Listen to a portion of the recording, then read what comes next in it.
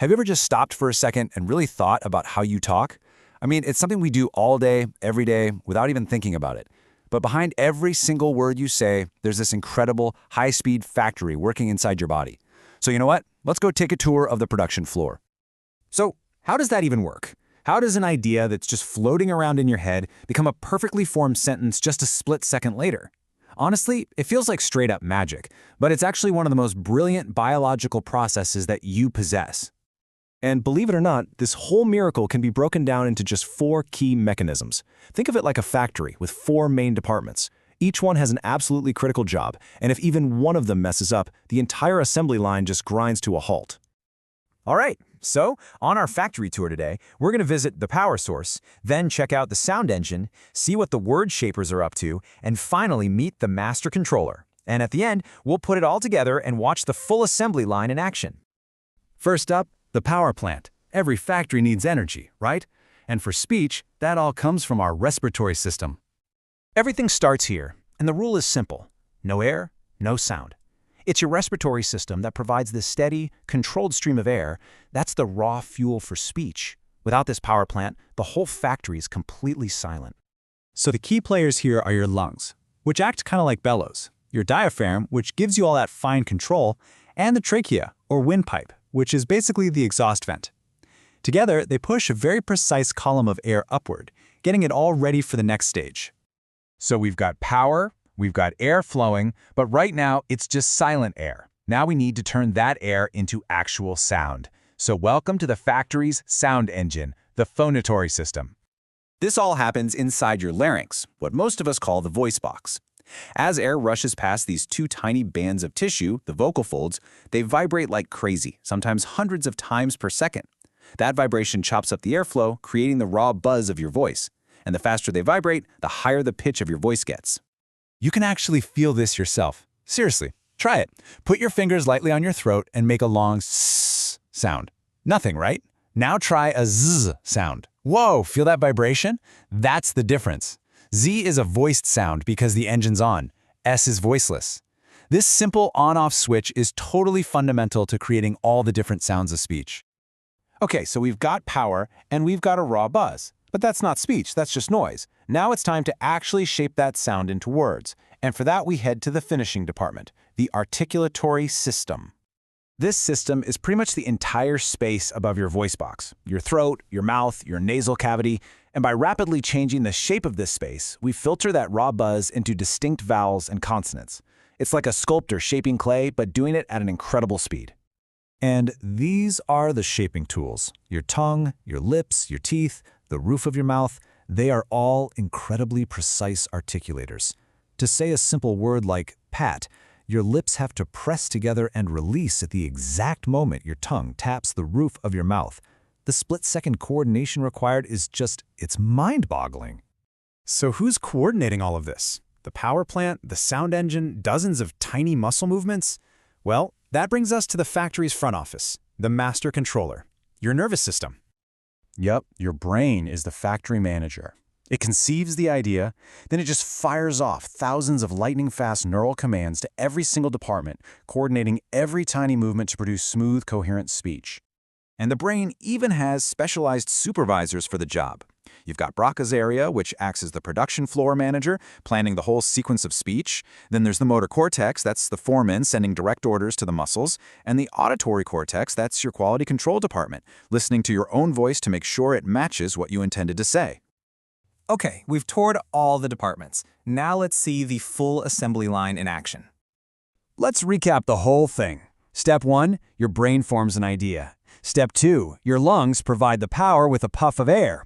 Step 3, your vocal folds create the raw sound. And step 4, your articulators shape that sound into a word. And all of this, from thought to speech, happens in less time than it takes to blink.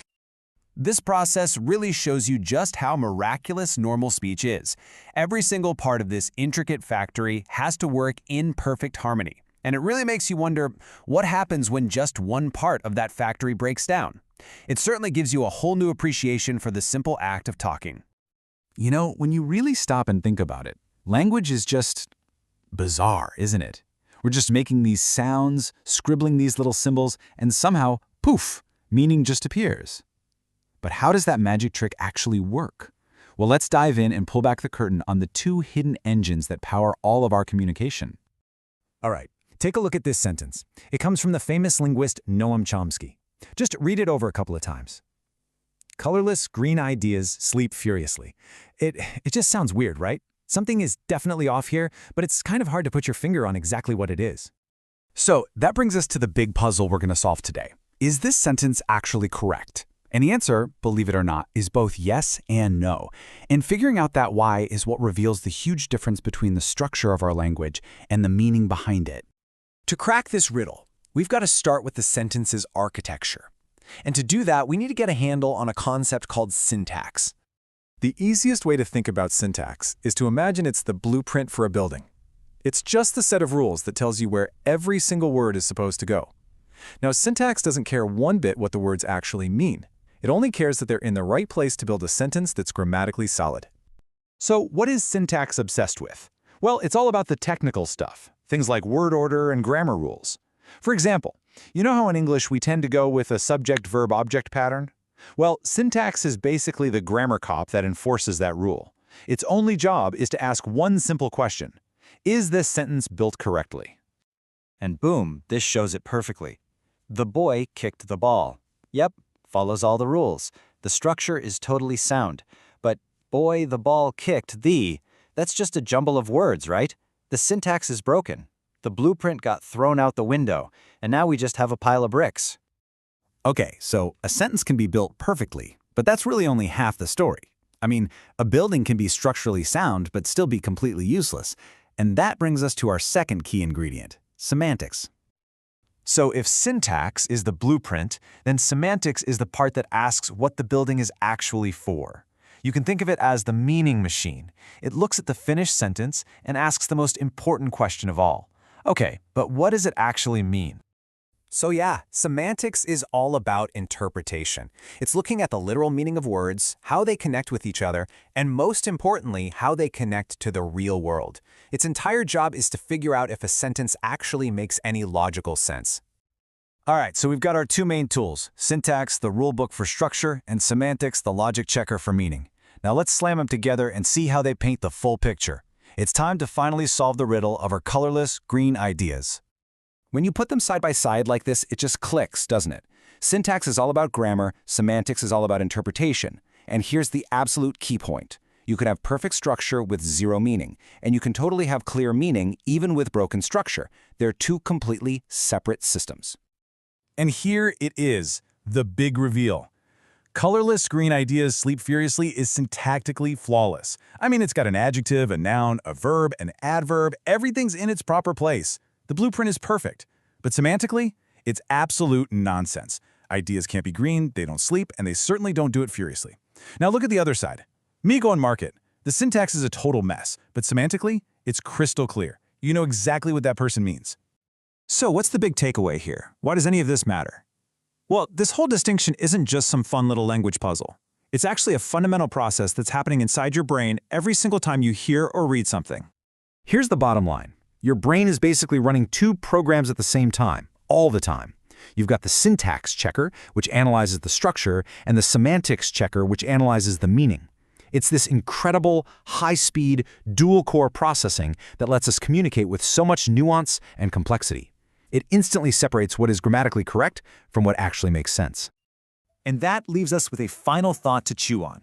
These unbelievably complex rules of syntax and semantics are running in the background beneath our conscious thought, shaping how we make and find meaning every single day. And it really makes you wonder, doesn't it? What other invisible rules and hidden structures are out there, quietly shaping the way you see the entire world? You know, have you ever really stopped to think about a sentence? I mean, not just what the words mean, but how they're actually built. It turns out, underneath every sentence we say or write, there's this hidden architecture, a secret blueprint our brains use to make sense of it all. So today, let's pull back the curtain and take a look. Okay, check this out. On one side, you've got a total word jumble. Ate the kitchen, in the cake, boy, the. It's just noise, right? But then you take those exact same words, rearrange them, and you get the boy ate the cake in the kitchen. Perfectly clear. So what's going on here? What's the invisible force that turns one into gibberish and the other into a clear idea? That's the puzzle we're going to solve. To figure this out, we have to start small. Think of language like a giant box of Legos. Before you can build anything cool, you got to know what each type of brick is for, right? The long ones, the flat ones, the little clear ones? Well, in language, those bricks are different word categories. First up, you've got nouns. These are kind of like the big, solid foundation bricks. They're the people, places, and things in our world. So in our sentence, the boy, the cake, the kitchen, yep, all nouns. They give us the who and the what of the story. But, a pile of things isn't very exciting. We need some action. That's where verbs come in. Verbs are the engines of our sentences. They're the doing words, like run, think, or in our case, eat. A verb is what brings the sentence to life. And to make things more interesting, we've got adjectives. These are the bricks that add all the color and detail. They jazz up our nouns. So it's not just any boy, it could be the happy boy. Not just any cake, maybe a big chocolate cake. Adjectives give everything a little personality. And of course, there's a whole support team of other words. You've got adverbs that tell us how something happened, prepositions that tell us where, determiners like a and the. These are all the essential little connector pieces that help stick the bigger parts together in just the right way. All right, so we've got our individual Lego bricks. But here's the thing. You don't build a house one tiny brick at a time, right? No, you build a wall section or a window frame, and then you snap those bigger pieces together. Language works the exact same way. Words group together into these stable, meaningful chunks. Now, in linguistics, there's a specific name for these chunks. They're called constituents. And all it means is a group of words that behave like a single solid unit. This is a super important idea. So a phrase like the big dog isn't just three separate words floating around. In the architecture of the sentence, it's one pre-built component. So how do you even know if a group of words is one of these solid units? Well, there are a few simple tests you can run. For example, can you replace the whole chunk with one word, like he or it? If you can say, he ate the cake, instead of the big dog ate the cake, then yep, the big dog is a solid unit. Or if you ask a question like, who ate the cake? The answer isn't just dog, it's the whole chunk, the big dog. These tests prove it sticks together. Okay, so the most common type of these constituents is something called a noun phrase, or NP for short. It's just a chunk of words that's built around a main noun. We call that main noun the head. So in our example, the big dog, the word dog is the head of the whole phrase. The and big are just there to give us more info about it. And you can see it right here in the sentence, the big dog ate the cake. That whole first part, the big dog, is one complete unit. It's a single noun phrase that acts as the doer of the action. So if that's one half of the equation, what's the other? It's the verb phrase, or VP. And you guessed it, this is the chunk of the sentence that's built around the main verb. It describes the action and everything that goes along with it. Now let's go back to our original sentence. See how it splits so neatly? We've got our first chunk, the noun phrase, the big dog, and then you've got everything else, which forms one giant verb phrase, ate the cake in the kitchen. The verb ate is the head, and the rest of it tells us what was eaten and where. It's just two main parts, locked together. So we've got the tiny bricks, our word categories, and we've seen how they assemble into bigger sections, noun phrases and verb phrases. So what's next? Well, this is the final step. What is the master blueprint that snaps these two giant components together to build a perfect sentence every single time? This is it. This is the absolute core secret of how our sentences are built. It's a rule that's so simple and yet so powerful that our brains use it constantly without us ever having to think about it. Ready? There it is.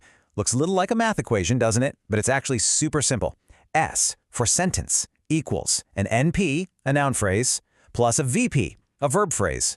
A sentence is a doer followed by the action. That's it. That's the master blueprint. And just look at how beautifully this works. The boy, that's our NP, ate an apple, that's our VP. The tall boy, NP, is reading a book, VP. The dog, NP, ate the cake, VP. It works every time. And this is why our jumbled sentence from the beginning was nonsense. It completely violated the blueprint. It didn't have a clean NP followed by a VP. So why does any of this matter? I mean, is this just a fancy grammar lesson? Absolutely not. Understanding this hidden architecture is a huge deal, and it has some pretty surprising applications, from fixing our own writing all the way to the heart of modern artificial intelligence. Think about it. When you ask Siri or Alexa or any other AI a question, how does it actually understand you? It's not magic. The very first thing it does is something called parsing. It tries to break your sentence down into its constituent parts. It looks for the noun phrase and the verb phrase. By finding the doer and the action, it can figure out what you're actually trying to ask. This blueprint is literally the foundation of how computers process our language. And that really brings us to the most amazing part of all of this. You were never sat down in school and taught that a sentence is a noun phrase plus a verb phrase. Your brain just figured it out automatically, just from listening to people talk. You acquired this incredibly complex architectural system without even trying. So the real mind-bending question isn't just how sentences are built, but why our minds seem to come pre-wired with the blueprint to build them in the first place. What does that tell us about what it means to be human?